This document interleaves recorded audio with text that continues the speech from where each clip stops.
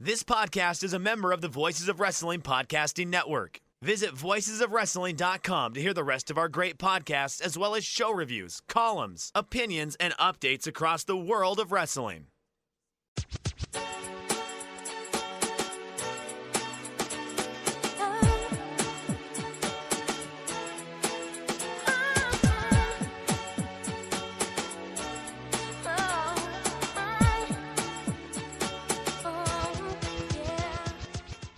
This is Everything Elite, the world's best podcast devoted exclusively to all elite wrestling and the elite extended universe. I might start saying it's the best in the world. I may be joined, as always, by my good friend Nate, aka Epitasis. What's up, Nate? Hello, it's me. I'm here. I'm riding a good high from that episode of Dynamite, which is good because I'm been pretty fried this week. I was out of town Friday and Monday, which of course means just a hell march of catching up on work. But that episode of Dynamite kind of gave me an out of body experience. I feel like I'm on Mars a little bit, so I'm ready to talk about it. I was sitting on my couch. All I could do was scream and reach back and grab the curtains.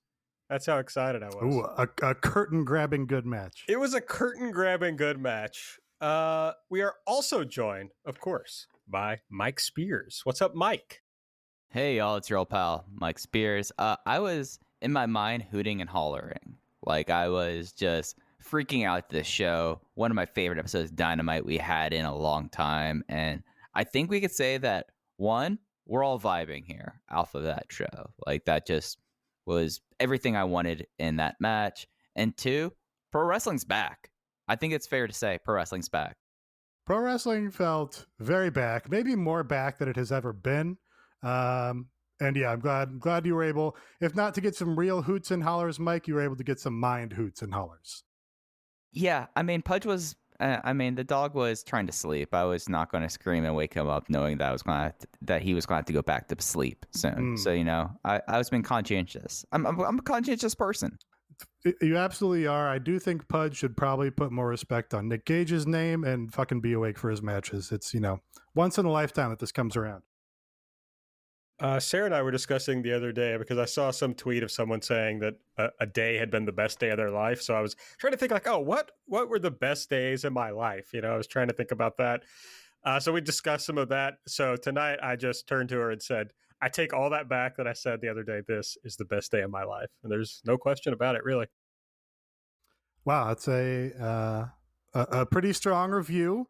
So for all the people that think we are too critical on AEW on this podcast, and we certainly are often critical, there you have it. It brought about the best day of Aaron Bentley's life. A man who has traveled the world, who has had fulfilling and engaging relationships, who has an important career. All these things pale in comparison to this episode of AEW Dynamite. So kudos to the team.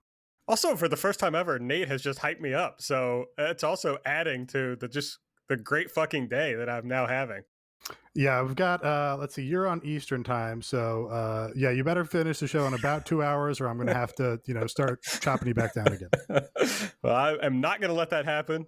So I will finish this show before midnight Eastern time. Okay, if you want to say nice things about me, you can follow us on Twitter and add us at Everything AEW. I'm at Aaron Like the Car. Nate is at Epitasis. Mike is at Fuji Heya. Subscribe to the podcast, please. Just search Everything Elite, whatever podcast app you use, and hit the big fat subscribe button. You'll get these quickly. It'll help us. If you use the Apple Podcast app, give us a 5-star rating and review.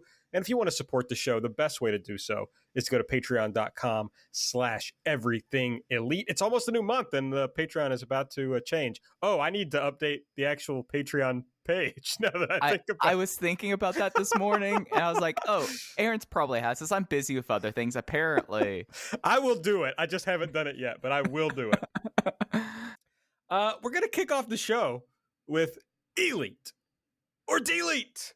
But, there's one fucking moment on the show that has to be talked about. I assume Nate will just kick it right off with that. So, Nate, buddy, here you go. What was your favorite thing from the show tonight? Once again, you're wrong, Aaron. I was not intending to kick off Elite or Delete with the main event. Mostly because I did see you tweet at a mutual follower of ours that today was the best day of your life. So I was going to leave that for you. I will start at the top of the show. I'll start at the start with the awesome 5 versus 5 elimination match and the presentation around it. They kicked this show off with just a bunch of extra effort that you don't see from every wrestling promotion. Had a great, well-produced, well-shot video for Hangman and the Dark Order, defining a cowboy and showing all the Dark Order members as their, inner cowboys. And then the very fun, but still pretty much performed incorrectly, Chicago Bulls player intros for the Elite. I don't know why Justin Roberts doesn't know how to do the From North Carolina. It's been, maybe it's been a year at this point, but even beyond that, he's an adult person from the state of Illinois. He should know how to do it. But anyway, I'm getting sidetracked by that pet peeve. And then they went and had a pretty awesome match, I thought. Crowd was super into it throughout. There's one thing you can always say about Young Bucks matches, which you can't say about a lot of, old hands who will go out and just do whatever it is. The Young Bucks always come prepared with ideas. These guys had ideas for, involving the basketball in the match, ideas for, calling back to previous matches with Hangman and Adam Page or with Hangman and Kenny Omega. Just had all the ideas you could need to flesh this match out, make a bunch of the guys in the Dark Order look awesome, and the crowd was with it the whole way. I think people were surprised at the finish, being that Adam Page lost, but I guess I'm just kind of not really worried about it because we're still a month away from the pay-per-view. So, plenty of time for him to earn another shot if he's, been the number one contender or the number one ranked wrestler in AEW. So just a kick-ass start to the show. And, not for the same reason we often have kick-ass starts to this show. I really thought those videos and entrances were a real cherry on top. This was just a complete package. Like, you had the intros, you had the entrances. I mean, the fact that they went through the care of going back through After Effects or whatever they use and colorize Hangman's video to have purple tint instead of the usual sepia tone was just like a nice touch all throughout. And Aaron, we were talking about this match earlier on Light and elimination tag matches. I am not Rich Craich, who hates a lot of elimination tag matches. I think the elimination tag match can be some of the more inventive wrestling one can have. And they told a really smart story throughout this match. And the big thing that I really wanted out of this match is I wanted them to be able to play up the falls so that we could have a prolonged handicap segment where you have the valiant baby faces. In this case, it was John Silver and Hangman Page trying to fight off the odds. And then, you get like a fluke pinfall, and then you suddenly have it be, then it was the Elite versus Page, and, Page crawls one back, and then doing a finish in a way that was completely satisfying. And the willingness not to go, okay, this is going to be a 9-fall match. The idea that both Kenny and Nick were sole survivors, I felt like that was like a nice little touch as well. The only place I beg to differ is I would have liked, given the fact, they have a whole lot of TV, especially with Rampage starting up in 2 weeks. I would have liked to see some sort of overall, on paper, guiding direction towards All Out. At this point, like, yes, it's about 5 weeks out, but it's something here that I think it's something that everything genuinely comes together in some levels for the pay-per-views, but I feel like for like the world title and for a match that's kind of been the story of the promotion to date, I felt like that I would have liked it just personally on paper already. So we already have the headline thing and working our way down and fleshing it out here. But as you said, there's more than enough TV to make it work and justified. And it's not like that they've booked themselves in the corner saying, oh, he can't get a title shot. He just vacates his number one ranking and goes to the back of the line. And he can go win like 3 matches on Dark and then a match on TV and he'll be back number one. Yeah, I mean, it's clear to me from the video, like it's not necessarily the way I would tell the story, but it's clear to me from the video and the way they appear to be telling the story that the match is still Hangman versus Omega, and Hangman is winning the title at All Out. I don't really have any doubt about that. So not exactly what I would have done, but I kind of see what they're doing. He still comes up short 3-on-1, and that makes sense, right? He shouldn't be able to beat all three of those guys. And they even had to cheat. They even had to hit him with the belt to win. So I get it, and it makes sense, and it'll still be a good story. It'll still, end up in a big, huge pop for Adam Page, of course, when he wins the title. And even before that, a big, huge pop just when he comes out to face Kenny Omega at All Out. So all that's great. I agree absolutely about the intros. I thought the intros were amazing. It was so fun. Everything in the match was fun. Like, if you just... When we're thinking at the end of the year about the best shows of the year, this is going to be on the list. And what is going to stand out to us is the opening match and the closing match of this show. The middle really won't matter. And it wasn't great. There wasn't a lot of great stuff in the middle, but they started the show so strong and ended the show so strongly that who cares? And there was enough, a couple of like fun things in the middle that it all worked out. But yeah, this kicked ass. There's not much else to say about it. Yeah, and some great, just a couple.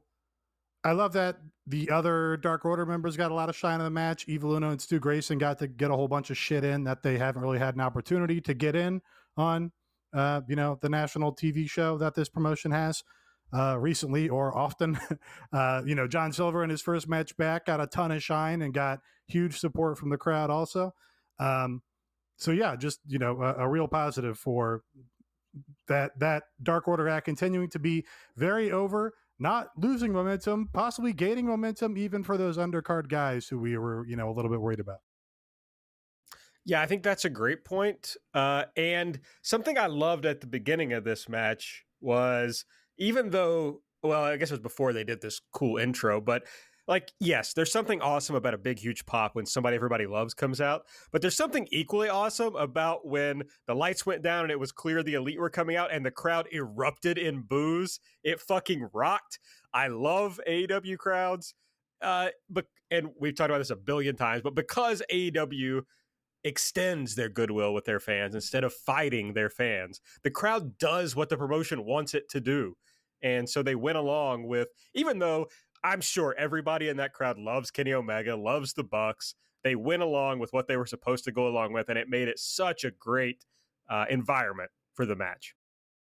Yeah, you just have to mildly, why can't I speak English here? Mildly suggest it to the fans, kind of nudge them in the direction. And, as long as you don't insult your fans, they're having a good time. They're willing to go along with the ride. And I feel like that was really, really a good focus in this match. And hey, we got a corner chain team spot where people running in, doing moves, and then reversing it there. And for me, as soon as that happened, I forgot to say this during this, as soon as that happened, I was like, all right, you have my attention here now. Like, that's exactly what I want to see here. And, Doc Gallows, just kind of existed. And that's always pleasant to see.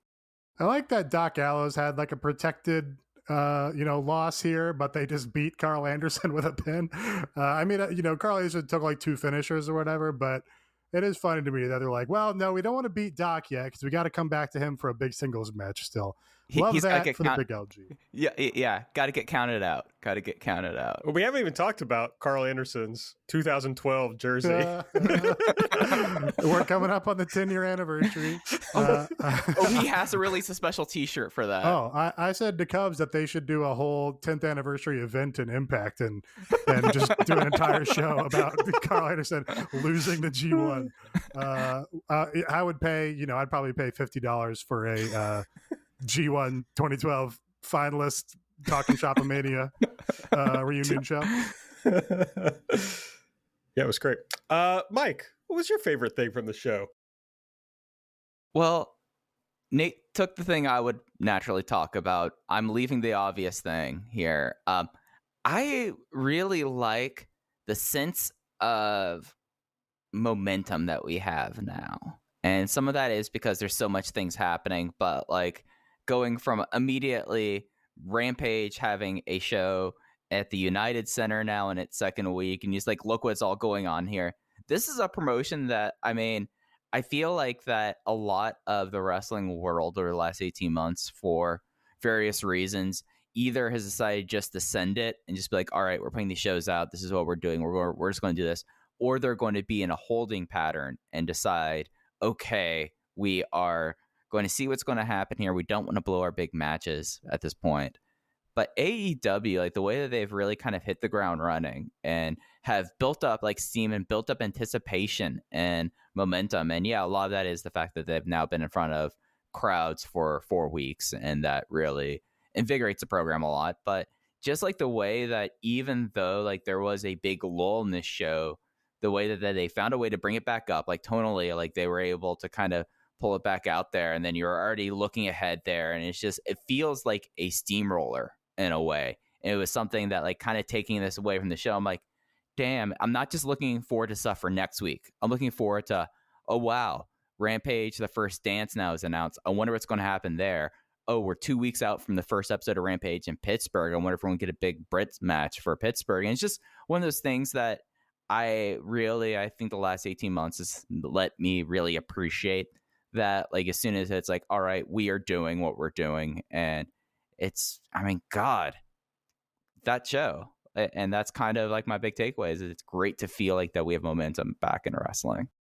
Yeah, I kind of want to talk about this too. And I think mostly because not that they like had a bunch of actual angles on the show, but they just had a lot of things setting up enticing future programs. I mean, they basically tipped their hand that CM Punk is coming and had him kind of set up for some kind of confrontation with Darby Allin, which is amazing.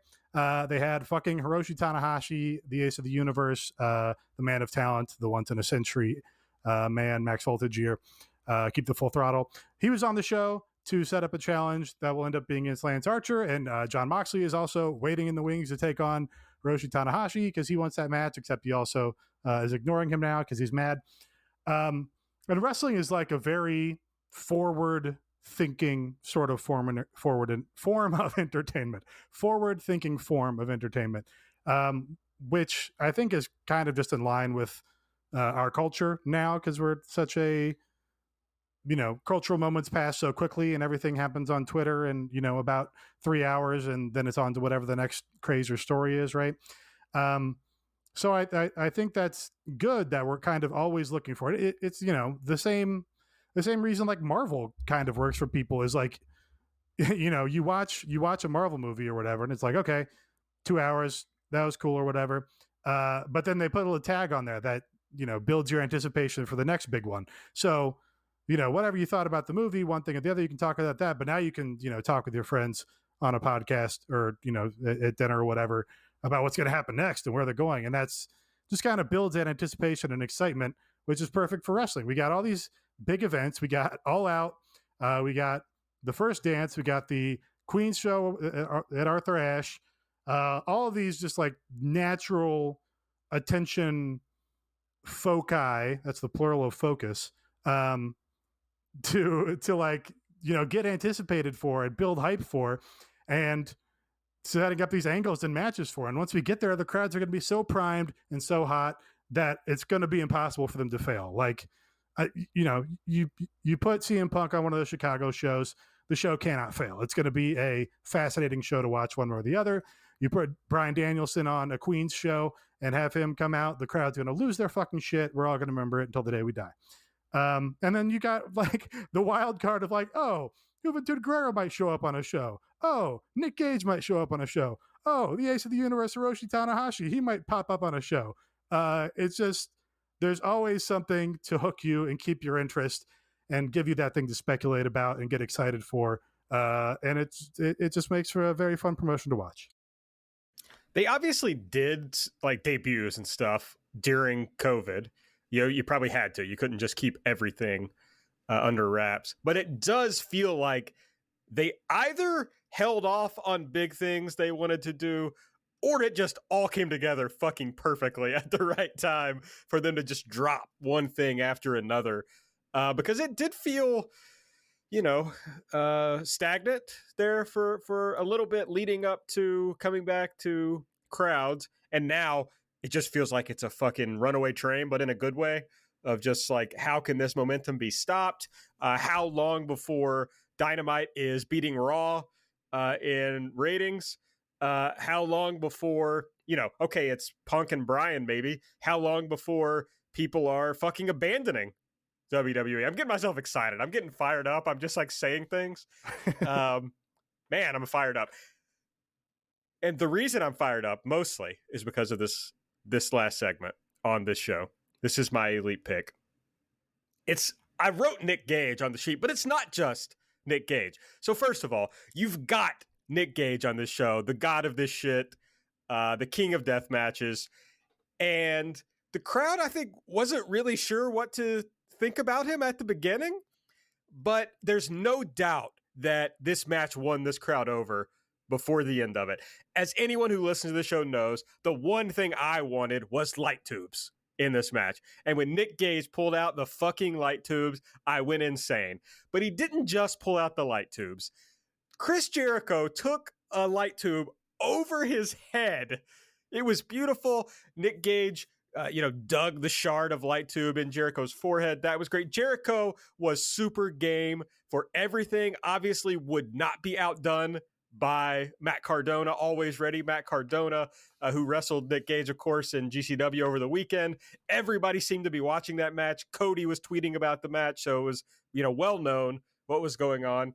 And they didn't top the match from like a heat perspective, of course, or a story perspective, but it was like they did a lot more in this match than Gage and Cardona did in that match, which is a pretty low bar, frankly. Did they really? Wow.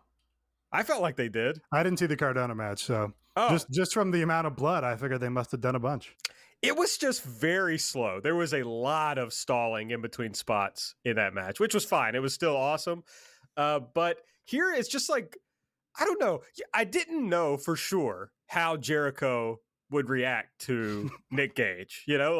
Was he going to be willing to do this stuff to help get Nick Gage over with the crowd? And he was. He went right along with everything.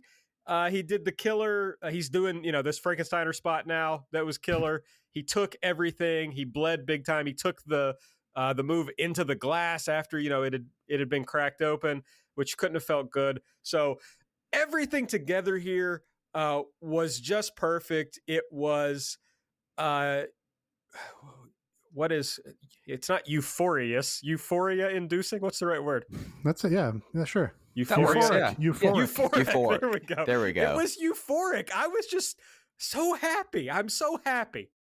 Honestly, I would, it's not like where you get dizzy. It's just like where you feel a little like medicine heady or airy, like in your head or whatever watching this. Like I stood up to watch the match, obviously. And it was just unbelievable. I think I have to apologize because I said on this show that Nick Gage wouldn't be in the promotion. They wouldn't do light tubes in the promotion. And they went above and beyond what I expected of either of those in this match. I did, when they showed the Nick Gage video package, that was part of it was like cut from Road 2. They did have a ton of glass and glass tubes shots in that video package. So I'm like, oh, they kind of have to do light tubes now because they primed the audience for all these exploding light tubes. So that didn't surprise me, but it did please me when, Gage, of course, brings those out and lets them sit there and lets the crowd build that anticipation for when those light tubes are going to get involved. It started off very weird.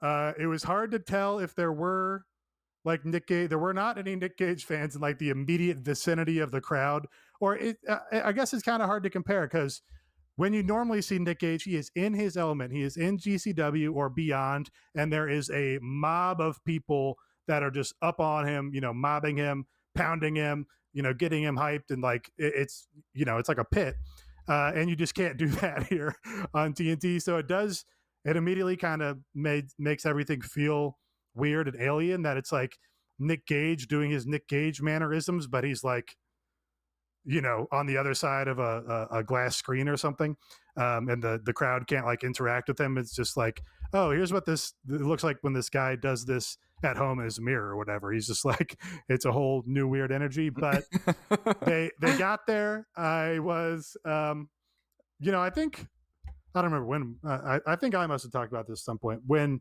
Nick Gage came into style battle and like wrestled Walter and Keith Lee and shit. I was like, love Nick Gage. He's obviously the fucking man. But when he gets in there with like doing elbow strikes and shit with people, it doesn't. That's not what his strong suits are. He's not going in there and throwing, the 6 shots that Lance Archer was throwing on Hikuleo on this show. So it kind of, I guess exposes him a little bit or exposes the match a little bit. And him and Jericho like getting into striking exchanges was like, I don't know about this. But it just didn't matter because they got to the good shit and they went bigger than I expected. And they, he went fucking grind the light tube into his forehead, which is always just an insane visual. And yeah, because Jericho, of course, in the Painmaker makeup, but also busting out the Bushi Mist to get the win in this match. Of course, because the Painmaker is a product of Japan. And he's doing Bushi cosplay, so of course he does Bushi's Mist. Fucking lower mid card junior in New Japan Bushi. Just absolute sensational spectacle. It's something where y'all hit a lot of the high points here, but I remember, Aaron, when we were doing This Is Chris Jericho, and we kind of came to a conclusion at the end of it that one of the things that really makes Jericho stand out was the way that he evolved and changed, and how like he was having completely different matches in 1995 than what he had in the Tokyo Dome. So it's interesting to see like another evolution, or him at least adapting for one night for this context. I mean, the fact of like how game he was without like kind of coming off like he was, I hate always using the term cosplaying here, but like he was like not pretending like he was in IWAM's Mid-South, and in the King of the Death match, he was Chris Jericho, the Painmaker, as he would be in a no rules match. And it felt completely authentic here. And then the fact that Chris Jericho for the shape he's in and all of that, doing a top rope Frankensteiner and just nailing it just was something that just popped me immensely. And the other like person that like both Gage and Jericho came across excellent here, Aubrey Edwards, as soon as the light tubes and the pane of glass came out, and the look that she was just doing very subtly, and the camera caught it, and that she was both like aghast and disgusted of what was going on in the ring while like doing that. Yeah, I thought that was a really cool element as well. And Jesus Christ, they're putting Juventud Guerrera on TV next week. Like, they are just going for it here with this. I mean, they're doing the WCW Turner Standards in Practice bingo card in 1 month. I mean, blood, glass tubes, cussing. Juventud Guerrero might get an open mic. They're going to have like a Juventud like Rotu package about what Juvi's been up to, and they're going to put that on TV next week if the past is any indication. And I mean, that might be bingo there. But God, just pro wrestling's back. Pro wrestling's back. It's super back. Also, JR was getting actually pissed toward the end of this match, which was so funny. He was in a mood. Fluorescent bulbs. These fluorescent. This is fun, right? We're having fun. Yeah, it was fun. I did have fun. Thank you, Jim. It's like, I really don't understand that. Like, this is classic pro wrestling. That's what they're doing. Like, to me, this is traditional pro wrestling, just with elevated violence. But it's like, they're not doing moves, the fucking moves he hates. They're slowing it down. Like, all they're doing is elevating a personal issue between Jericho and MJF. And, he's brought in Gage here. Right. And it's like the tension feels high. The stakes feel high. This is great. It's fucking wrestling. Like, what is the difference between like this and like the 1980s Mid-South coal miners glove match?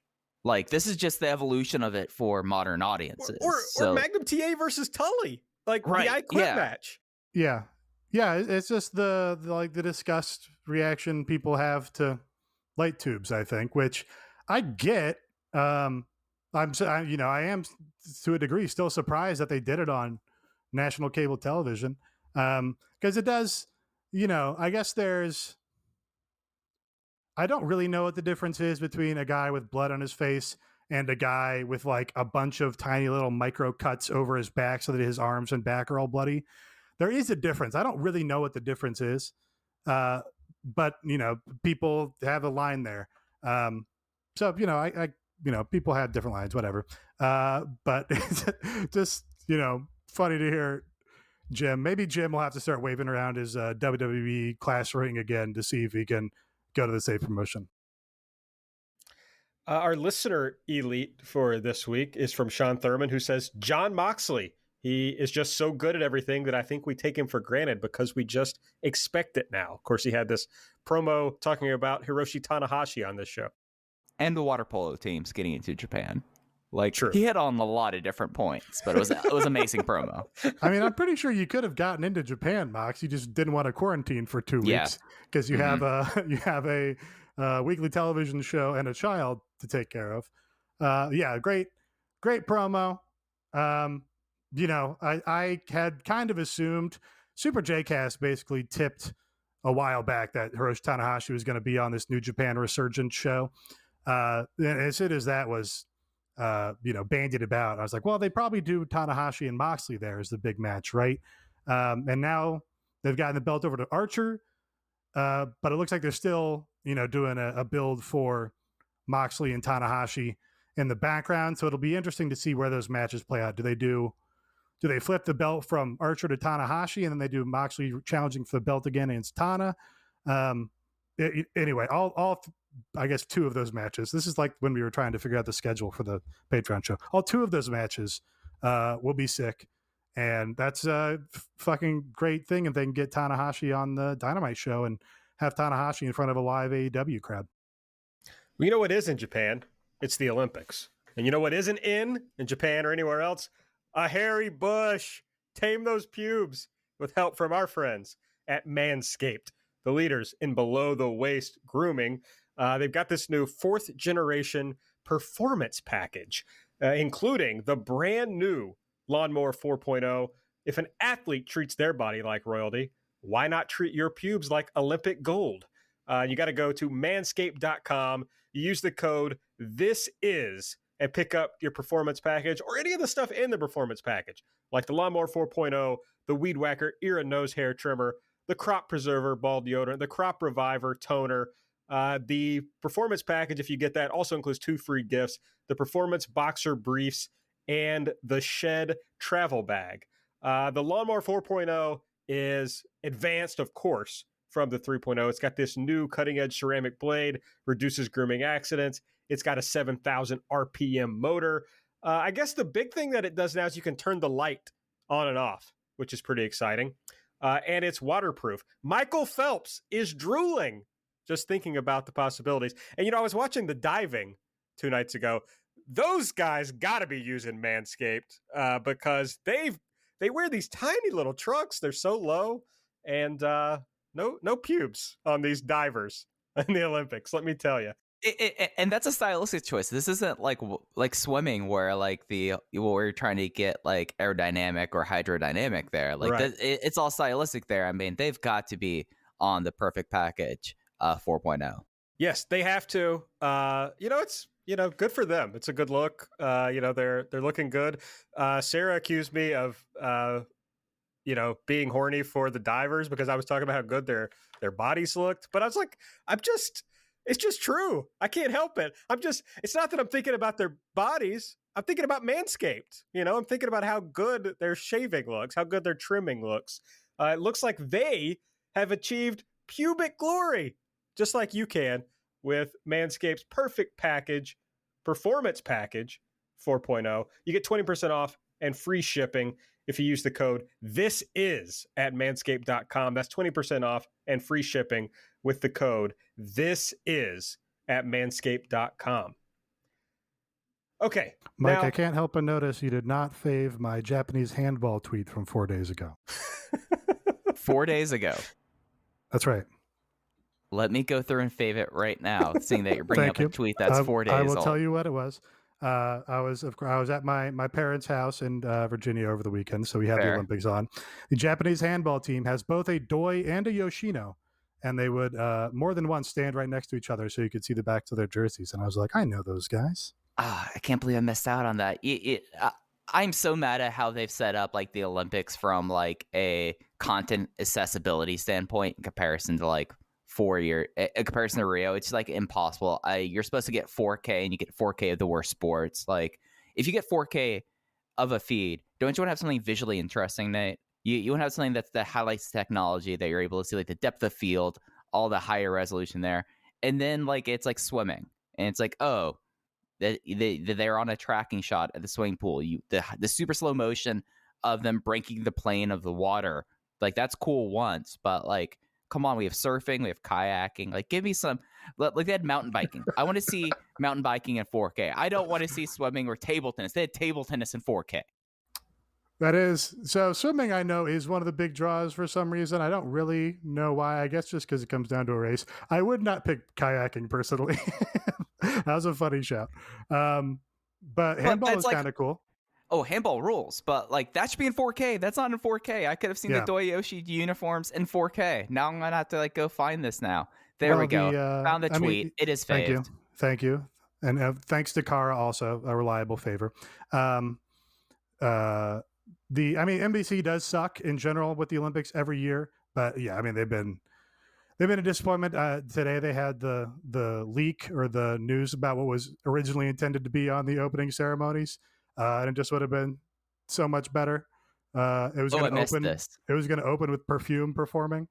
Okay. And there was going to be a whole segment about video games where Lady Gaga goes through a Mario pipe and then comes out as the I've forgotten her name. You know, the Japanese female comedian like Naomi or something, and she does big express. She did like a Beyonce parody, I think. Well, she was going to pop out of the pipe on the other end.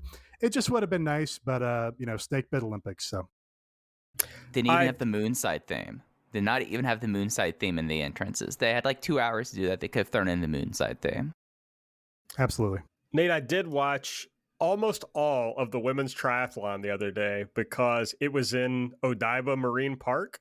Oh, really? Yeah. So it's like as they were biking, I saw the Ferris wheel there in Odaiba, and we hung out there a little bit. And so it was just like, I just couldn't stop myself from watching it because I was like, oh, I've been there. So it was the last 2 times we've hung out, there have been 3 Ferris wheels. Oh, between wow. them. That's true. That's true. We do hang out a lot around places with Ferris wheels. Are there, I think the next time we'll hang out will be in Chicago. So Navy Pier's got a Ferris wheel. There you go. Okay. So there you go. Ferris wheels only for these guys. FWO. For life. All right. Well, let's talk about the stuff we didn't like on the show, which frankly was not that much. I struggled just coming up with some nitpicky things. But Nate, get us started off. What would you have deleted from this show? Yeah, this is not really so much a deletion of this individual segment. The segment was kind of fine. It's just this angle where Brian Cage is breaking apart from Team FTW for some godforsaken reason. Started complaining about this as soon as they started hinting at it. You know, we're basically 2 weeks into this Team FTW thing. They already have to start teasing dissension, of course, with Brian Cage. And I just do not get the necessity at all. All I can think is that they just didn't have any better story ideas to do. Because Brian Cage, guy who looks awesome, guy who can go in the ring, but guy who would benefit big time from having a cool, legitimate manager, which he had in Taz. There was that period in the early days of Team FTW where Taz is just cutting these fire promos straight to the camera. They were shooting it differently than they shot everything else on the show. Taz was on fire, made Cage look like $1 million. Cage would then go out and just kill guys. It was a great act. It was a perfect act. You don't need to fuck with it. But and you add Ricky Starks to it. Ricky Starks, great addition to it. Powerhouse Hobbs, great addition to it. Hook, great complimentary piece to Team FTW. But they have to do this stupid angle. And it just doesn't make any sense. It's unnecessary. Brian Cage would be better in the unit with Taz as his manager. Now we have to have Brian Cage cutting his own promos for stuff. We're supposed to get behind Brian Cage as a big baby face. I don't see it. So yeah, that's I just hate that direction that they're going in. You know, doing like the second line for Ricky Starks as a NOLA guy, I think that's a nice touch. And we know he can go on the mic. So you know, the segment was whatever, but just the idea that they had to go to the story with Brian Cage doesn't make any sense to me at all. It just felt very rote. Like everything about this segment, other than Taz being very excited, and you could use that GIF now at the Everything Elite Patreon Discord, patreon.com/Everything Elite. Everything about that, just like it was like very something you would see after someone cashed in Money in the Bank, and then they celebrated their title win the next day, like on Raw. Like that's what this segment felt like. It just felt like very paint by numbers, and it's just something that you've kind of, in a way, Ricky Starks is more than enough a promo that he doesn't really need Taz, but Brian Cage, as Nate, you said, terrible promo, really kind of needed Taz, so you're kind of like, the way they split up this group, other than like they've obviously been foreshadowing Cage in the right way, like you've taken the person out who probably needs this more and kept the person who really doesn't need it. And you just like, it all happened. It just felt like a WWE post pay-per-view, like championship celebration, more like that there. And it just, like, the one thing I'll say for it, it's a positive, they kept it moving. They kept a lot of stuff that was not as good on the show moving here. And this segment could have gone on a lot longer and have been a lot worse. Honestly, thought Ricky kind of struggled on the mic in this segment. He didn't seem as confident, as sure of what he was saying as he usually does. I don't know if the crowd got to him a little bit, but the crowd certainly sensed that he wasn't on top of his game, and that kind of dragged it down. But I went into the segment expecting that I would not like it. So, you know, also probably had something to do with it. All right, Mike, what do you think we ought to have deleted from this show? I feel bad deleting this because someone got hurt, and it does seem that Cash Wheeler, it was a case of just an errant cut, and it was a freak occurrence, at least according to Brian Johnson at PW Insider. But this FTR versus Santana and Ortiz storyline, that apparently this match has been on books for years. Oh, not for years, for months. And this was going to be like the big Carolina debut for FTR. Barely any reaction whatsoever for FTR coming out in Charlotte, North Carolina. Match itself was just kind of there. It kind of was just going there. Santana did have a strong, a hot tag, and maybe this was something that as soon as the cut was, everyone became clear that Cash got cut really bad, that they were going to like send it home here. But it was a match that was going to have to really deliver in ring to kind of make up for just how bad like stuff like the press conference was leading up to it, and it just did not accomplish any of that whatsoever. Yeah, I don't think the promotion has put any of these guys in a position to succeed in this feud basically since the beginning.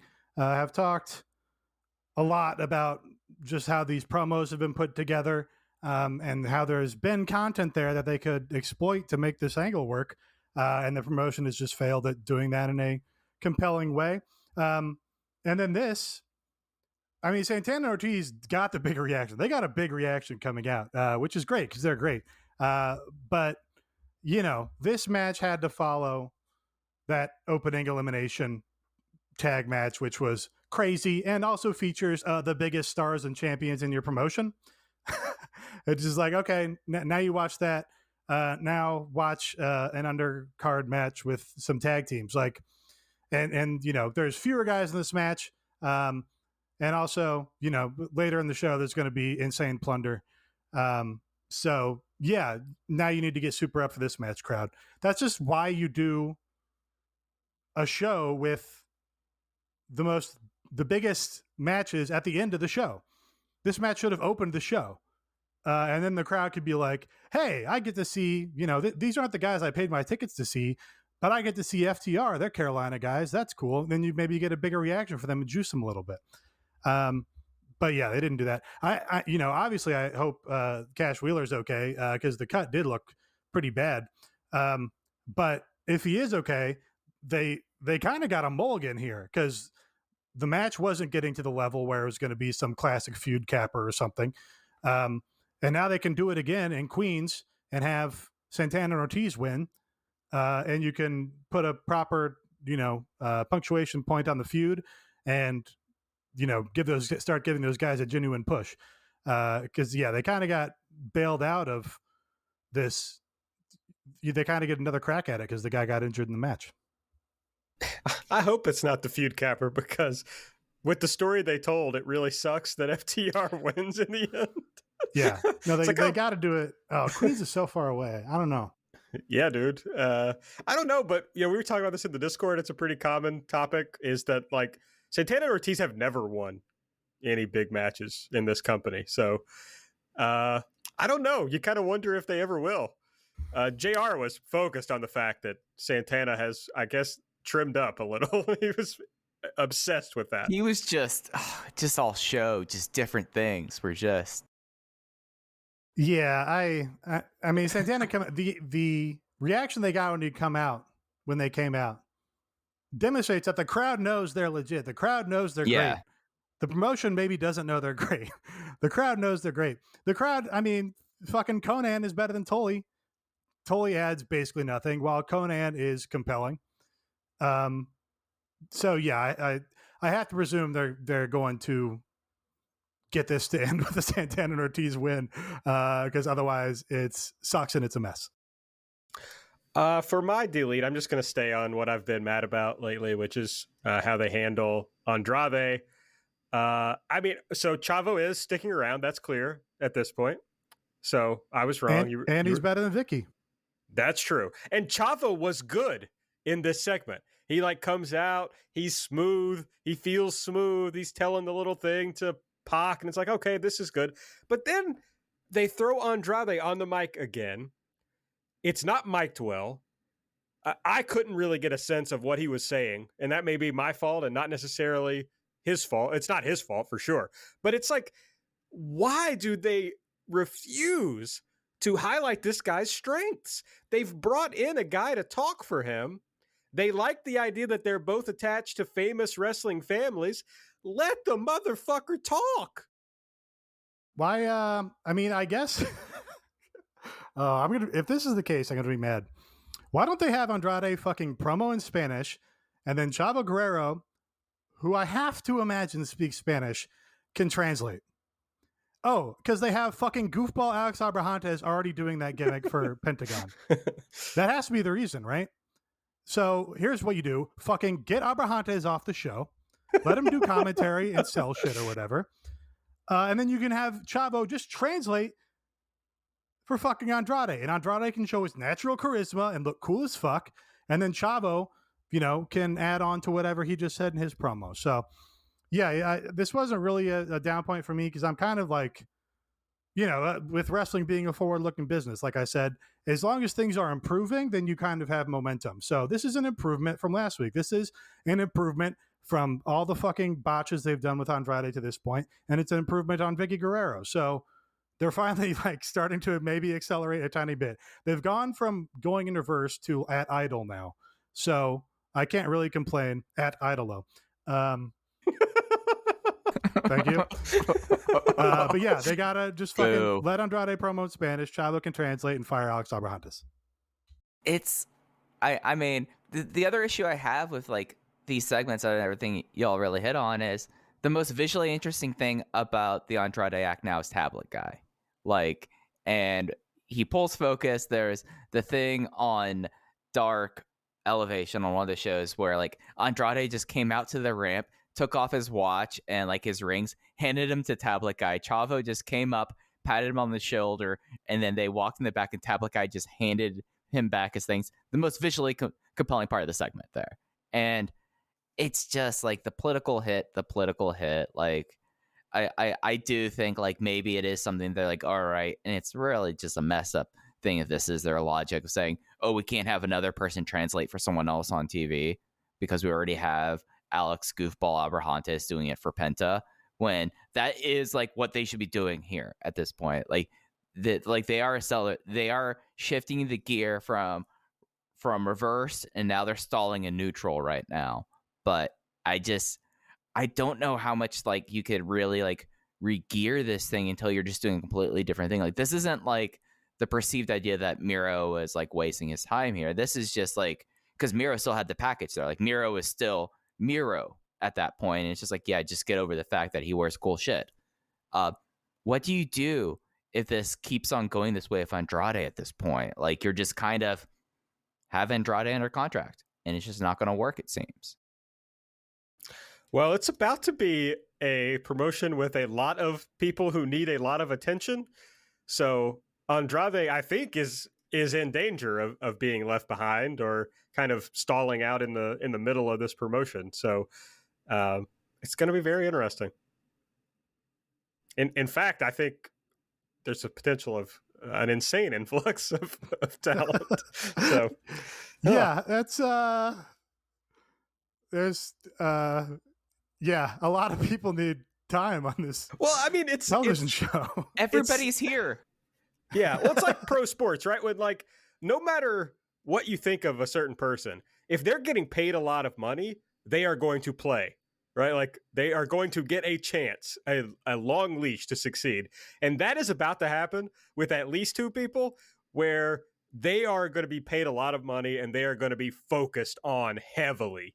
So everybody else is going to have to do something to shine, I think. And that's going to be very interesting.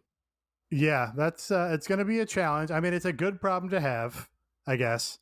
And they're adding another hour also. Yeah, my tolerance for your like Christian Cages will start to decrease when it becomes clear that it's like, well, you have to give time to Punk, you have to give time to Danielson, you have to give time to Omega, you have to give time to Moxley, you have to give time to Archer, you have to give time to Christian Cage, and then it's like, okay, now there's literally, zero acclaimed on my show now. What the fuck? Yeah.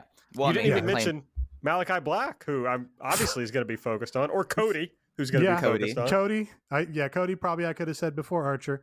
But hey, Malachi Black seemingly super fucking over. So what are you going to do? Yeah, and then it's as you said, the Acclaimed, or you start to lose. I mean, presumably Jungle Boy is going to be focused on, but they have homegrown people who need focused on, who need to be. You don't want to get into the WWE problem where you don't have the next stars, right? They have to keep building the next people who are going to be big stars.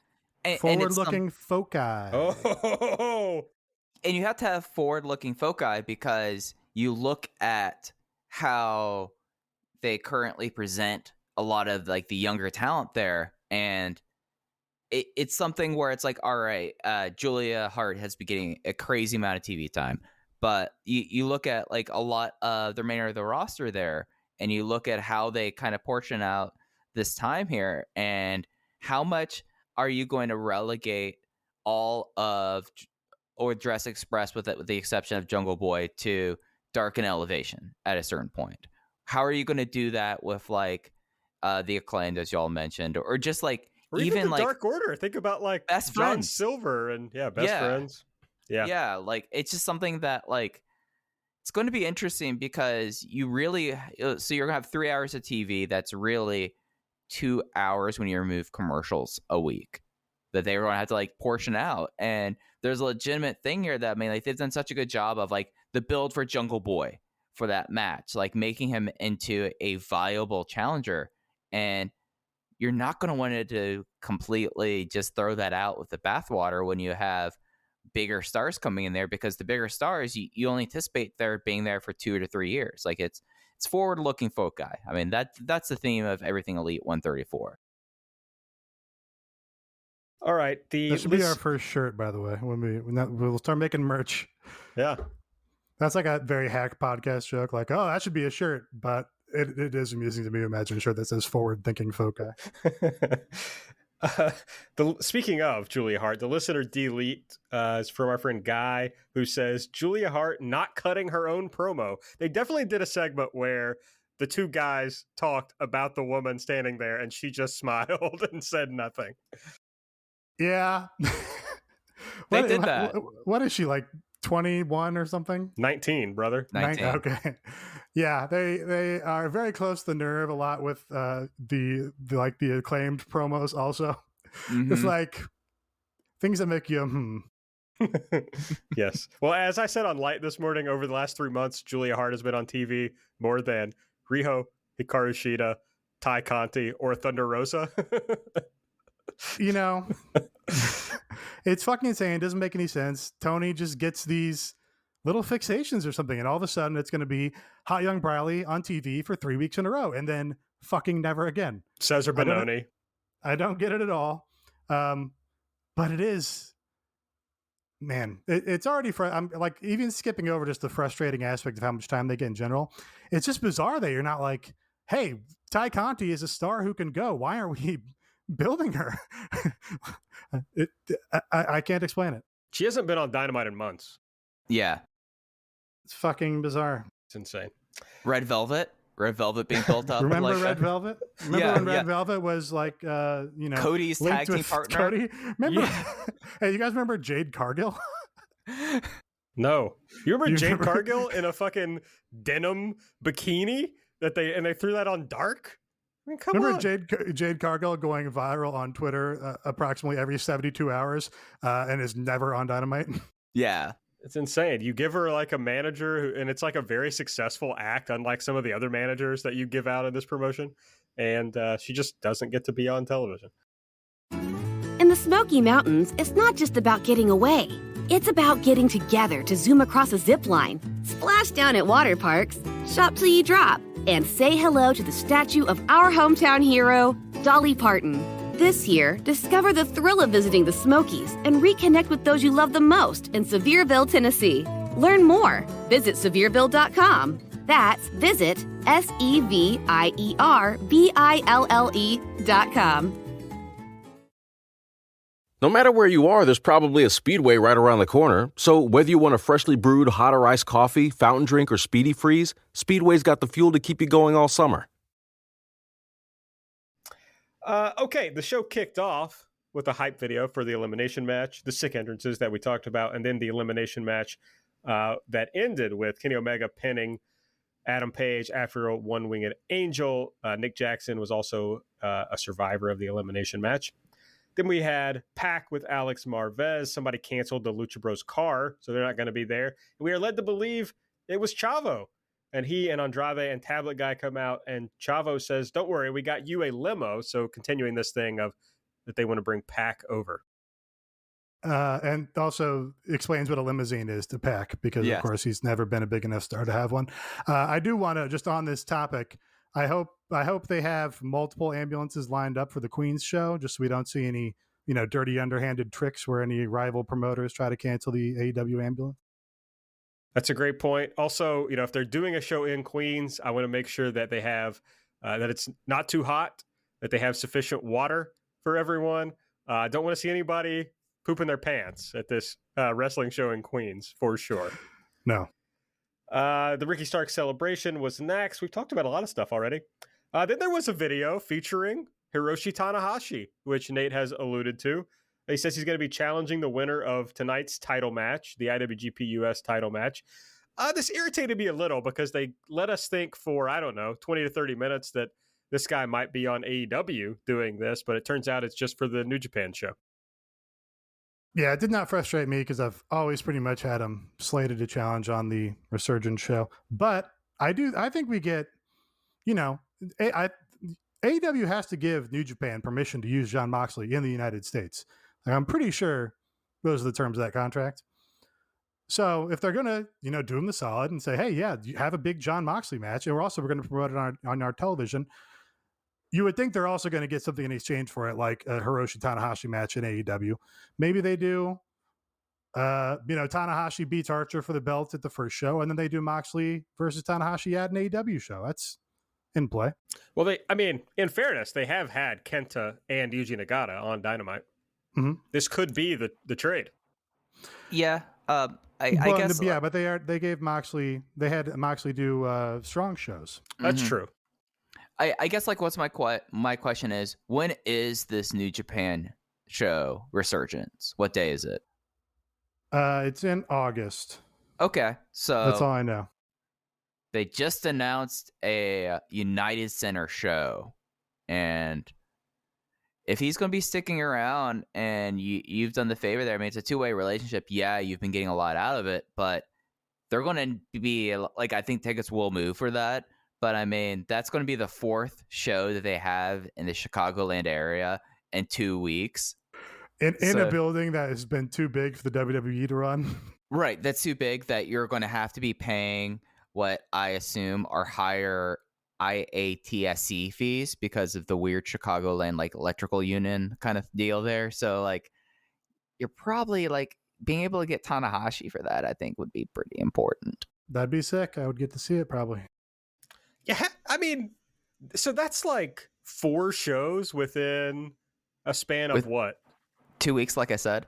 Oh, sorry, I missed that. But it's like, how the fuck do they plan to do that? My understanding, and I'm not a WrestleTix Patreon subscriber, but I don't understand that the Dynamite and Rampage are like sold out or anything for that week. So, and now they just think they're going to fill up the fucking United Center? It's very ballsy. Well, I mean, obviously they're teasing that CM Punk is going to be there. Right. That might sell a few tickets. Yeah. Yeah. I mean, it's a crazy schedule. Maybe they should combine the second Rampage with that Dynamite. But I guess it's too late now, I'm sure. But also the Now Center dirt cheap, I'm sure. So yeah, the big outlay here is the United Center show. Yeah, it's the United Center. Like United Center is what, 18,000 now. Sounds like, right. That and like, what else are you going to be doing there? Because it's going to be a live Rampage. Rampage is 1 hour, and you're booking this venue. Like, you're going to have to be like 4 hours of dark. I mean, my body is ready for that. I'm sure they'll be doing some dark, but they can't record Rampage because the next one is All Out week, right? So that doesn't work. Yeah, it's a crazy schedule. Yeah, Resurgence is August 14th, by the way. So yeah, okay, 6 days before that show. So that makes sense. They could have Tanahashi on that show and get him back. As Thoros was telling us, New Japan has the big shows in early September, so they could still get him back in time. Yeah, because they have the late G1 this year, right? You guys realize Tanahashi just headlined a Tokyo Dome show? Yes, against Shingo Takagi. Isn't that really weird? Yeah, no. Oh no, it's because like, yeah. I mean, it's like the most natural thing in the world, but it's like, oh, that's weird. There was just had a Tokyo Dome show that happened like on the weekend. It just like went by without notice. Yeah. Just imagine going back in time 7 years and go like, okay, so there's going to be a midweek Tokyo Dome show in the middle of July for New Japan.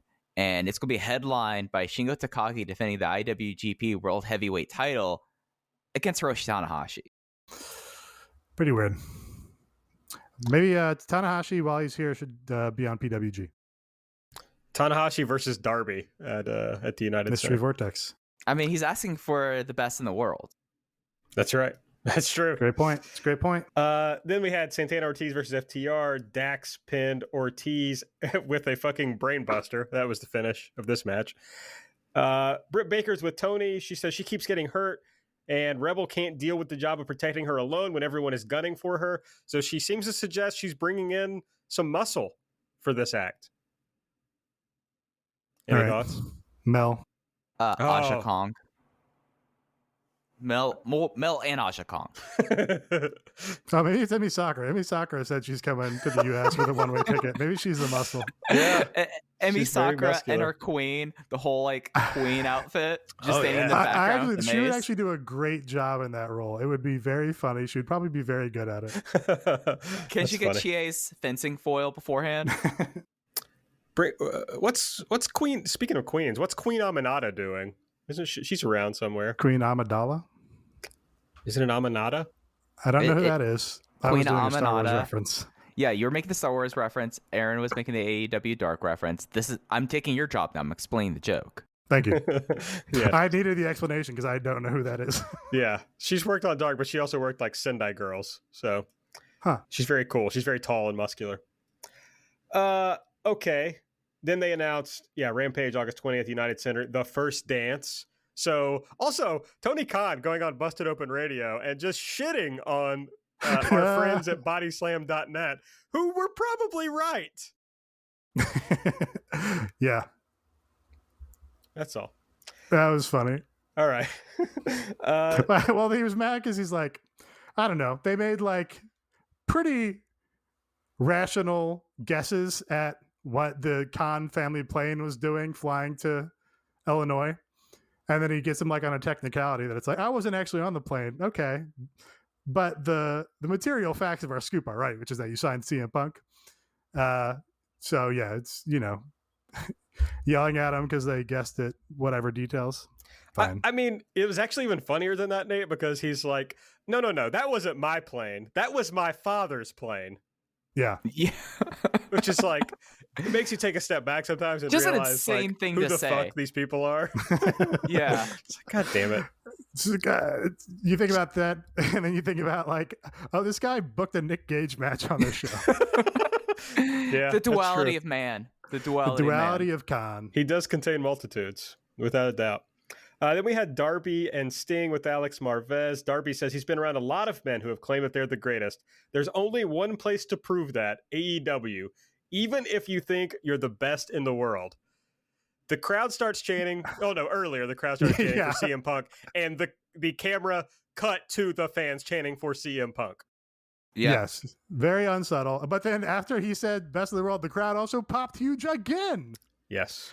People want this, man. Well, here's the thing. They are obviously letting us believe that CM Punk is going to be at this show on the 20th or soon is going to be in AEW. We used to talk a lot on this show about how Tony Khan would build up expectations and not deliver on them. If he does not deliver CM Punk at least by that show on the 20th, the crowd will fucking revolt. It will kill the promotion. They will never forgive him. No. It will be the equivalent of like the WWE shitting on the fans for a period of 10 years. That's how big the disappointment would be. He fucking better be signed with like this stuff. He better be signed. Yeah. And if he's not, Danielson has to be signed. I guess you have a little escape valve. Yeah. Yeah. I don't think so though, because like I think they have very clearly suggested this is CM Punk. Oh no! But they also have the cute way of Bryan Danielson has also been called best in the world as well. I think that's too cute. I really do. It is cute. I mean, it is very cute. It will make him an enemy in Chicago. The people at the show in Chicago will be pissed forever. Yes. The television viewing audience will probably find a way to forgive him for it. Because I mean, historically, the story of the season finale of WWE WrestleMania 30 is basically the story of the WWE fans finally getting their consolation prize. They wanted CM Punk and they got Daniel Bryan. So there is a historical precedent for this.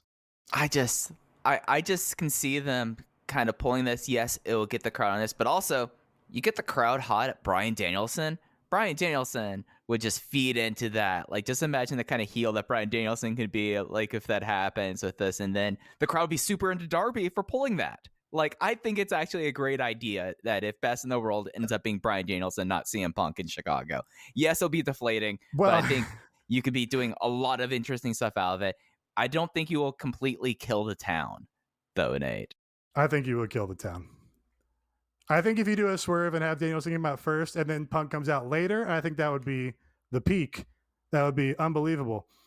Basically, Money in the Bank, that Money in the Bank show in Chicago, was that also 2012? Was that the Carl Anderson G1 year? No, that was 2011. This is the 10th anniversary of Voices of Wrestling, which was formed after that show. Yeah, I was at that show, Allstate. Daniel Bryan won the Money in the Bank on the undercard of that show. So, very much parallels between those guys' careers. But yeah, that would be funny if Darby does the challenge at the first dance show. Bryan Danielson comes out. People obviously go crazy, but then you have to deliver CM Punk later. I, for one, will be mad. I just want to be clear that I will be mad. I want to be worked. I want them to do this. Work me. Not in this way. All right, we had the IWGP US title match. Lance Archer defeated Hikuleo, who has a beautiful head of hair, I must say. Too with the much blackout. hair? No, perfect hair. You Great can't hair. see his face a lot of the time. He's not that good looking. That's okay. I think he's pretty good looking. Yeah. So I didn't know what to expect from this match because I haven't seen Hikuleo since like a Ring of Honor tour like 4 or 5 years ago.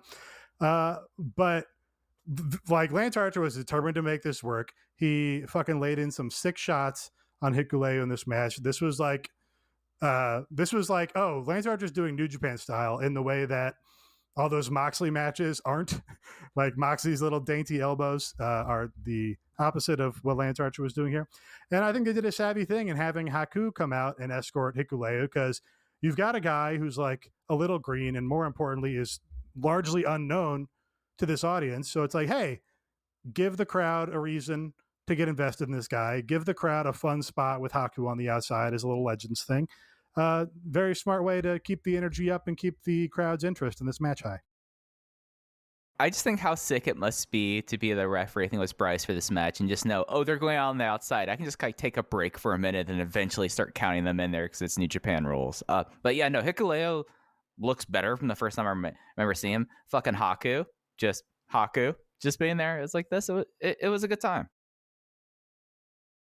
Yes, it was a good time. His hair looked great. I just want to be very clear about that. I thought it was good. Do you guys think Tana is going to beat Lance Archer and take this title back to Japan? I think if Tana is beating Lance Archer, it's to set up Tana versus Moxley. That's what I think. All right. I just keep picking people to take this back.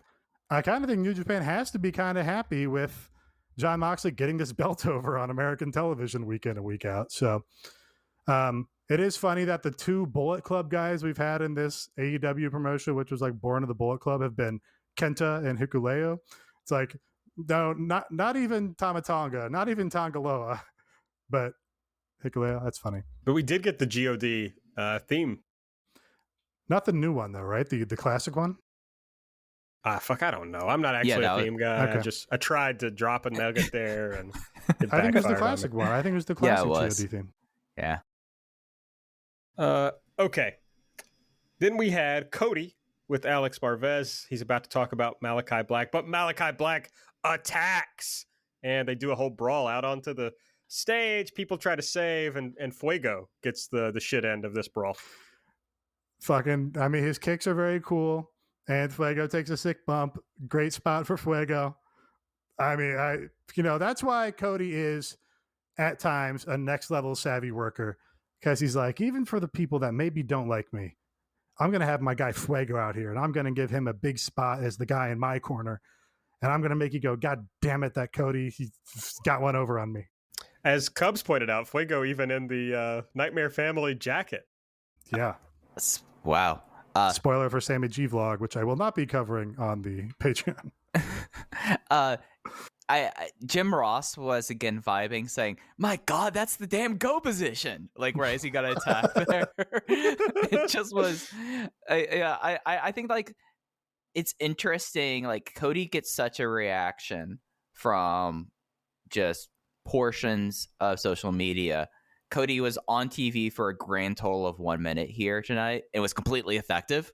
Like this was exactly what needed to happen in this feud here, and it's just like this is like picking your shots and then realizing, oh, I don't get beat up, but you know what's going to make the crowd really hate it?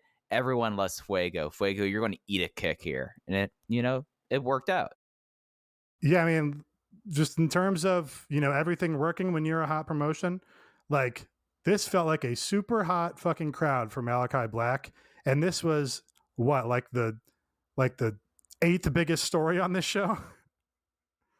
So that's like if your mid card is your Malachi Blacks and they're getting reactions like this, you can't call it anything but a big success. Next up, we got a Miro pre-tape. He says this used to be a belt that had an open challenge, but all the challengers have dried up. Next week, God's favorite champion is going to fight. It's going to be Lee Johnson, who cannot take his divine right from him. And he says the only thing that motivate him are a vengeful god and a double-jointed wife. Big pop in the arena. You could hear it. Big pop just across the world. Great line. I mean, I can't blame him. I do. I'm ready to see what's the next story for this guy. Right? I mean, Yeah. he has talent on loan from God. He is the Redeemer.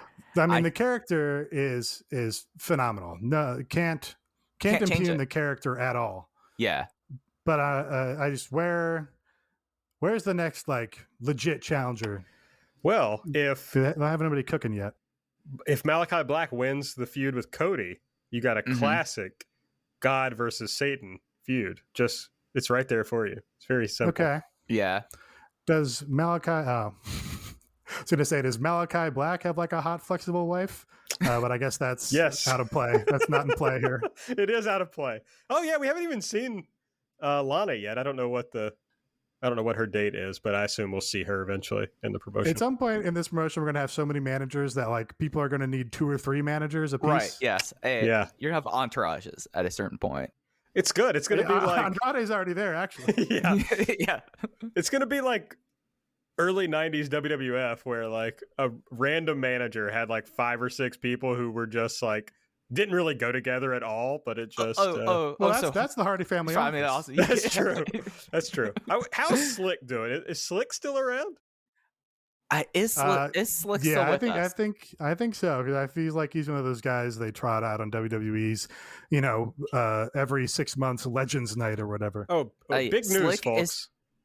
Slick residence, according to Wikipedia, Louisville, Kentucky. So, maybe I could have a word with him. Better go looking. His hometown, Fort Worth, Texas. That's right. So he's a real Mike Aaron connection here. So, but yeah, he is still alive. He's only 63, so he's still with us. Yeah, we got to bring in Slick, I think. Okay. Now I'm just reading Slick's Wikipedia page, which doesn't help anyone since this is a podcast. The video of Gage and the pizza cutter with the Domino's ad just going fully viral. It's excellent. Then we had a 6-man tag, a trios match, I guess, as Mike would say. Only Mike would say that. Christian, Jungle Boy, Luchasaurus versus Private Party, and Angelico. Christian pinned Mark Quinn with a frog splash. After the match, Blade attacked Christian. So we're moving on to Blade versus Christian? I guess. Marco Stunt lost his shoe partway through at ringside as he was like chasing Matt Hardy to the back, and it was there. The crowd. This was probably where I was like, all right, they're gonna have to get this crowd up for the main event here, because Matt Hardy, who's from approximately an hour outside of Charlotte, did not get like the Hardy pop that I've been accustomed to seeing whenever they pop up on indies around here. Like that was when I was like, okay, some things in this and the show they do not care about, and HFO is one of them. We had the Nick Gage video from Road 2, shortened version of a little Nick Gage introductory promo. Then Thunder Rosa versus Julia Hart. Rosa won with the Fire Thunder driver, and was frankly one of the most over people on the show. They should have more women on the show. I don't know. Yeah, that's, we didn't say that when we were talking about all these people coming in, but the women's division is just going to get less time. Like, I mean, they're in real danger. I mean, could have had less time than it did tonight, where it was like 1 minute Britt Baker segment and a Thunder Rosa and Julia Hart match that went a grand total of 6 minutes. Yeah. Oh yeah, just give them time, Mike. They can definitely get less time. I mean, what's going to happen? Are they just going to keep the belt on Britt Baker until Britt Baker either retires, leaves the company? Because that's the only time it seems like you can get concentrated TV time for women at this point. Forever. Britt will be the forever champion. I mean, we say this every week. At some point, we should probably just stop saying it and accept the promotion for what it is. But if they cut 4 minutes from any other match on the show, you can put one other match on the show, have Jade Cargill kill a girl, and just giving those people the littlest bit of exposure will start the crowd to get more invested in them. People can't get invested in them like just off, being invisible, I guess. I don't know why they don't pop ratings. The women's matches, it's a fucking... Oh, that's weird. It seems Who like could they tell? do all the time. Yes, that too. But Yeah. But Seems like they actually all, the only people that do better ratings than the women in this promotion is fucking Wheeler Yuta. that's right. The Rampage, like, they have to do just women's tag titles. They have to introduce them. Well, Kenny Omega had an interview recently where he's like, I really hope we have a lot more women's wrestling on Rampage. It's like, motherfucker, do you have any power in this company? Seems like no. Seems like no. Yes, but it's like, maybe no. You can't just say, like, I think this is what we ought to do. Tell Tony Khan that's what you ought to do. Don't tell bodyslam.net or whoever. Yeah. All right. There was the Mox pre-tape we talked about how Tanahashi has been dodging him for months. Now you're dead to me, which I thought was very funny. But then he says he told his boy to send some contracts over to New Japan. He says, but maybe Tana's the smart one. Maybe you learned from Suzuki and Nagata. When you open the forbidden door, there won't be anything good on the other side. So not really sure how Mox feels about Tanahashi based on this promo. No, but, just mentioning him, obviously they're going to that direction at some point here. But yeah, that was also kind of cool. He said he's just like, send all the fucking contracts for guys in New Japan that you got. So we really might see even more guys. Oh, that's what we need is more guys to find time for. And you're going to have to find time because it's a promotional partner. So... Yeah, this is fun. It is fun. Or, it could be like Yuka Sakazaki, who comes over from Japan and never appears on television. Well, I guess she wrestled Penelope Ford a couple weeks ago, but yeah, that was it. Wild. That was her run in AEW. It is like, it's such a good show. It's such like I don't know. It's like a weird complaint to have because it's like, well, there wasn't anything on this show. I guess there were things I would cut. Yeah. It's just, I guess that's the definition of a good problem to have is like, well, it's a good thing, but you do still have a problem with it. Right. Yeah, it's just like it could be better. There's like easy and very discrete, specific ways to like improve this show.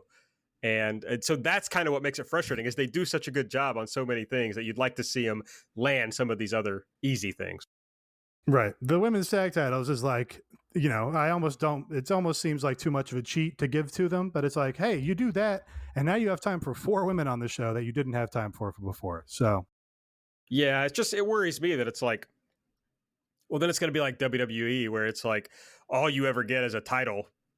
All you're going to have is the women's title feud and the tag title feud. And that's all that'll ever happen. Yeah, but right now we just have. You're right. It's still been more. Feud. Yeah, so it's one more than we have currently. Yeah, so. I guess you're right.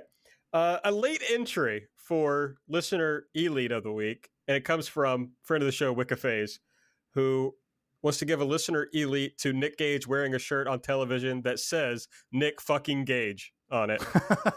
I didn't notice that had that on there. That he got away with a cuss on a T-shirt. He did. He sent me the shirt itself, and it definitely at the bottom says Nick fucking Gage. So what's the master of Freedom of Information Act, Dave Bixenspan, better have his FOIA request open to see if the FCC gets any complaints about Nick Gage's F-bomb shirt. Just pull up Pacer right now. Well, just make sure you turn off caps lock before you start typing into Pacer. So the main event, Chris Jericho versus Nick Gage. Chris Jericho won with the Judas effect. After the match, MJF says Jericho's next stipulation is that he has to do a move off the top rope. Weird because he's done a Frankensteiner in the last 2 matches. But labor number 3, folks, is Juventud Guerrera. I don't know. I thought Juvi was about to come out, which would have blown the roof off of my house at least, if not the Bojangles Coliseum. He did not. But, I mean, if you haven't kept up with Juventud over the past 25 years, he's been kind of a mess at times. So I don't know what this is going to look like, but I'm excited about it. I know that. I mean, didn't we kind of feel the same way about, like, wow, having Nick Gage on national TV? That's going to happen. But, like, we knew that Nick Gage was going to be, Nick Gage. He was going to do Nick Gage things. Who knows what Juventud Guerrera is going to be doing on national TV? Right. I actually have way more confidence in Nick Gage to tailor his act for the audience than the Juice. But this is I think a good, smart direction to take this in, because obviously you can't escalate the violence from Nick Gage.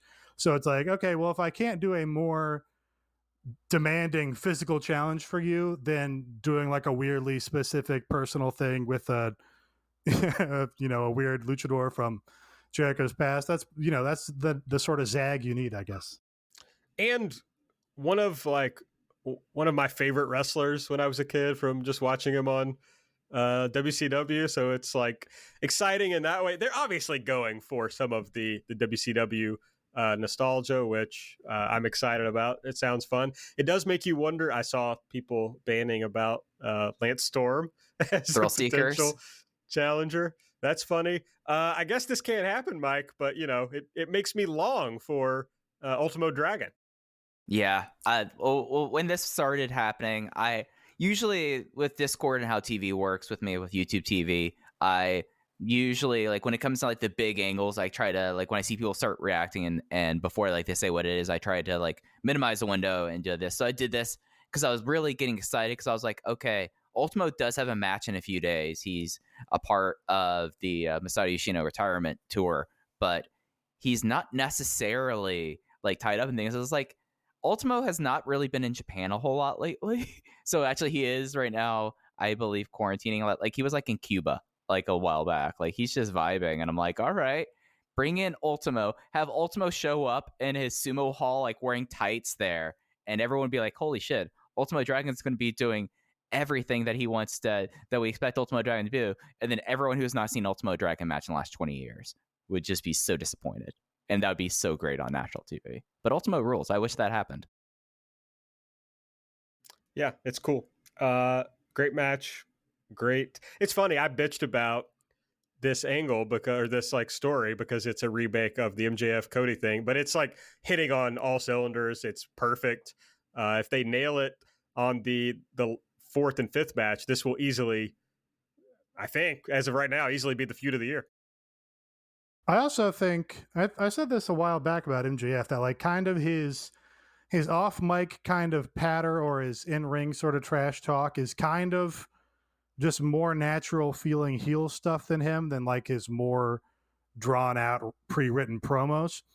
And this also kind of plays to his strength that way, because it's like you get him doing the short and to the point promos where he's giving Jericho his next challenge, but other than that, you just kind of get his personality to shine through commentary, which it's just a little less like prefabricated and a little more natural heel action from him. So yeah, I think it's playing to his strengths.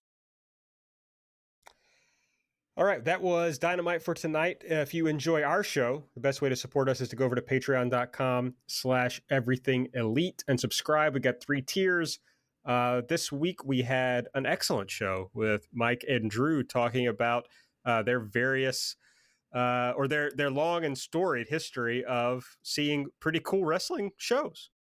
Yeah, it was just something. It was Drew's idea because of everyone likes to remember some guys, and we decided to remember some shows. And it was just one of those things that kind of like struck with us. A lot of wild tangents there. I was really glad to see everyone's response to it, and it was it was just a good time, and I'm glad that everyone did it. Should we talk about, because I know we've talked about before about this, but since August 1st is upon us, should we talk about what's changing in August right here before we get out of here? Absolutely. So the Patreon going forward is going to work like this. Like the weekly shows that we had been doing will go away. We will now be doing a weekly show about Rampage each week on the Patreon. So if you're wanting Rampage coverage, that's where it's going to be. We'll be doing those, presumably on the weekends, since it's so late on Friday nights. We'll be doing those. We'll still be doing Light, our Dynamite preview and vlog recap show that we do on Wednesdays. And then in addition to that, we will just kind of whenever, occasionally, have bonus shows on top of that, but not on any set schedule. So that will be what the Patreon will look like. The Discord will still be around. We'll still be doing our this show live for our $8 subscribers every Wednesday night right after Dynamite. So not a lot changes. It's just that's the way we have chosen to cover Rampage. So you'll be able to check that out. And of course, not this month, but in September, we'll have, as always, our instant reviews of the pay-per-views for All Out. I'm not sure exactly how we'll do that one since we'll all be in Chicago, but we'll figure it out.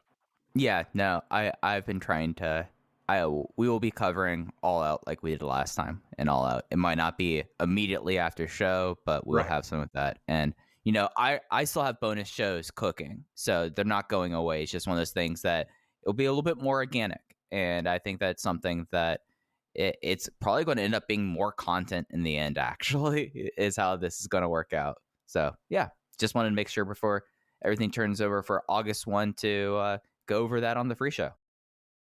I think we should do the live reaction show at Podcasters Row. Is That's Podcasters? Good. Yeah. Can we get a spot there? Don't you have to pay for that? No, yes. I don't think it's coming back. Oh. It's not. And you did. That was a joke. Aaron. Yes. Damn. Sorry. I'm just trying to make sure I get this show over before midnight. Yeah, I was looking. But yeah, that's our Patreon, patreon.com/everythingelite. Make sure you check it out. Okay, next week on Dynamite, we have they'll be back in Jacksonville for their homecoming show. Cody versus Malachi Black, TNT title Miro versus Lee Johnson, Christian Cage versus The Blade. Is this true that it's an NWA title eliminator match?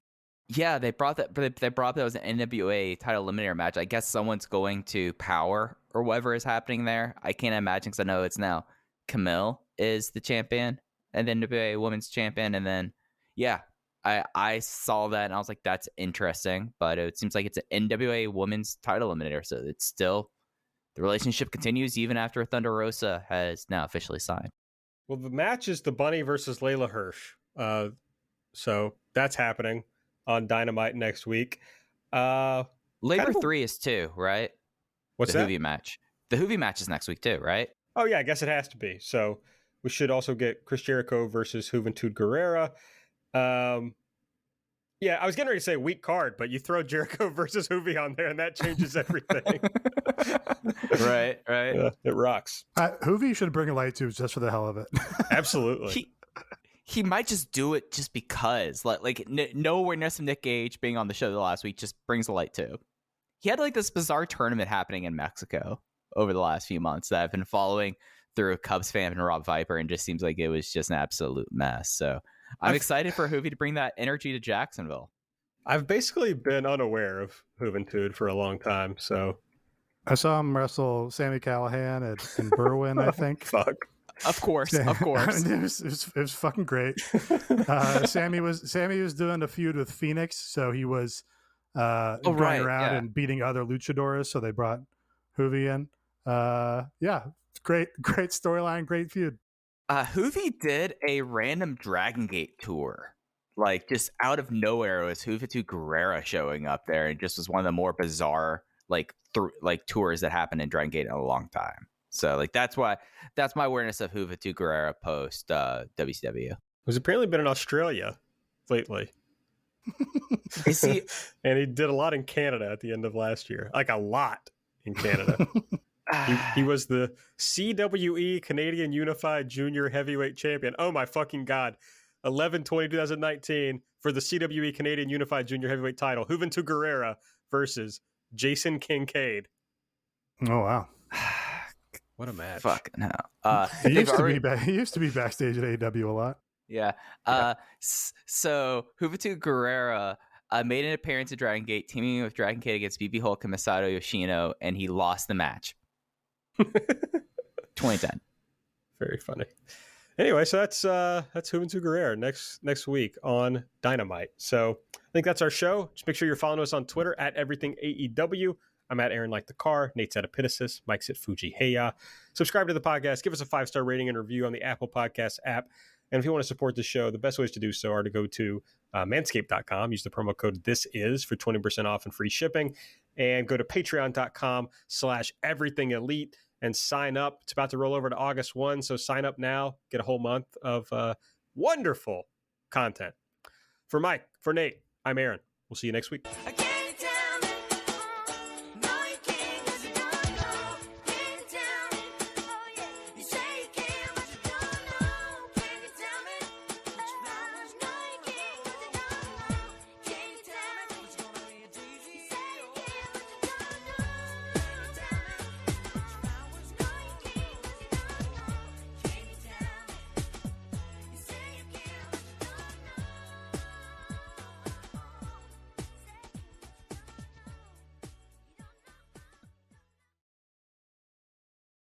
Have you been to Express lately? People can't get enough of their clothes. They're like instant confidence boosters. The jeans come in a temp control fabric that keeps you comfortable no matter the weather. And the t-shirts, hands down, they'll feel like they're made of the softest fabric you've ever worn. And get this, the suits have stretch and look sharp. Like, what? How do they do that? Everyone's raving about the newest looks from Express. Just check out the 5-star reviews. See for yourself and shop the latest at express.com and in stores. In the Smoky Mountains, it's not just about getting away. It's about getting together to zoom across a zip line, splash down at water parks, shop till you drop, and say hello to the statue of our hometown hero, Dolly Parton. This year, discover the thrill of visiting the Smokies and reconnect with those you love the most in Sevierville, Tennessee. Learn more. Visit Sevierville.com. That's visit SEVIERVILLE.com.